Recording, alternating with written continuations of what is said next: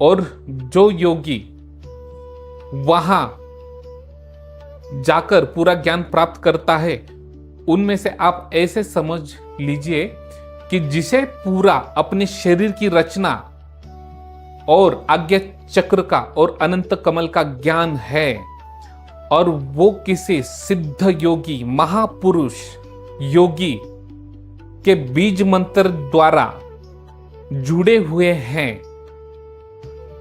तो वो कभी भी भटकते नहीं। क्योंकि अगर वो अंतराल में, अनंत काल चक्र में, अलग डायमेंशन में चले भी गए, तब गुरु उनके जो वो होते हैं, उनकी जो जीव आत्मा है, फिर से खींच कर लाते हैं और उन्हें फिर से उसके देह में स्थापित करते हैं। क्या करते हैं? फिर से उसके देह में उसे स्थापित करते हैं। इसीलिए गुरु का होना महत्वपूर्ण होता है। और जीवन में गुरु का महत्व क्या है? गुरु ज्ञान कैसा होना चाहिए जिसे आत्मशक्ति की जागरण किस तरीके से करे और शिष्य ने किस तरीके से करना चाहिए।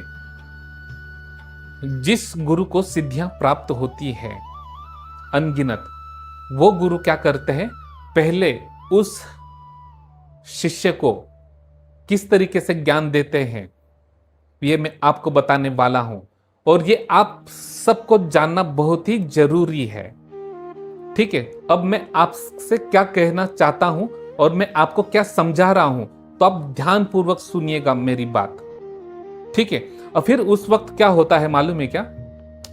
अनगिनत साधक जब बैठते हैं, उनमें ध्यान धारणा करने के लिए बैठते हैं, जिनको गुरु नहीं है, कुछ भी नहीं है, कहीं से भी यूट्यूब से कहीं से भी कौन से भी मंत्र ले लेते हैं और उस मंत्र का जाप करते हैं और उसी मंत्र को ध्यान धारणा में लगाते हैं। उस वक्त होता क्या है, बात को आप समझिए। जब हमें ज्ञान नहीं, मंत्र का उच्चारण का ज्ञान नहीं, मंत्र किससे पढ़े उसका ज्ञान नहीं, बस मंत्र देखा, बस उसे सिद्ध करना है और हमें प्राप्त करना है और मुझे ध्यान योग में चला जाना है और मुझे कुंडलिनी शक्ति जागरण करना है। क्या? कुंडली शक्ति जागरण करना है और मुझे मेरे ही शरीर के भीतर के पंच महाभूत को मुझे वश करना है। ये सब अनगिनत शिष्यों के भीतर अलग अलग प्रकार की भ्रांति, मतलब भ्रांति, अलग अलग प्रकार की भ्रांति, उसे कहते हैं कि भटकना, कि लोगों के भीतर है। क्या है?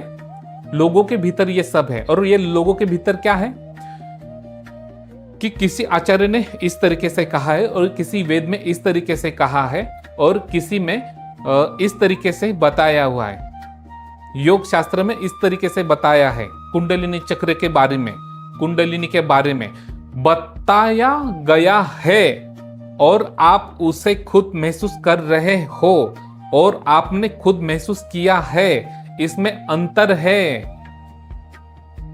आपको रियलिटी चाहिए या किताबों में छपी हुई तस्वीरें चाहिए, ये आपको सोचना है। तो सबसे बेहतर यह होता है कि खुद का ज्ञान जो किसी गुरु की कृपा से मिले, वही सत्य ज्ञान होता है। और ज्ञान भी आप इस तरीके से प्राप्त करना सीखे जिससे आपको रियलिटी दिखे, काल्पनिक नहीं। मैंने उधर भगवान का चमत्कार होते हुए देखा था, सुना था। मैंने उधर वो भगवान का चमत्कार इस तरीके से सुना, देखा, मैंने बताया, लोगों ने मुझे कि वहां ऐसे चमत्कार होते हैं। लोगों ने बताया और आपने सुना और आपने खुद देखा, खुद महसूस किया, वही रियलिटी है। और मैं आपको जीवन सत्य रहस्य में यही बताना चाहूंगा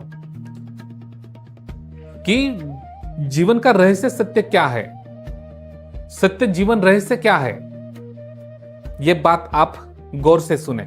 फिर उसमें होता क्या है, जब कोई ध्यान करते हैं तो उनमें क्या होता है कि ध्यान करते समय उनके शरीर की द्वार, जो आज्ञा चक्र के द्वार हो या ब्रह्म द्वार हो, आए समझ में,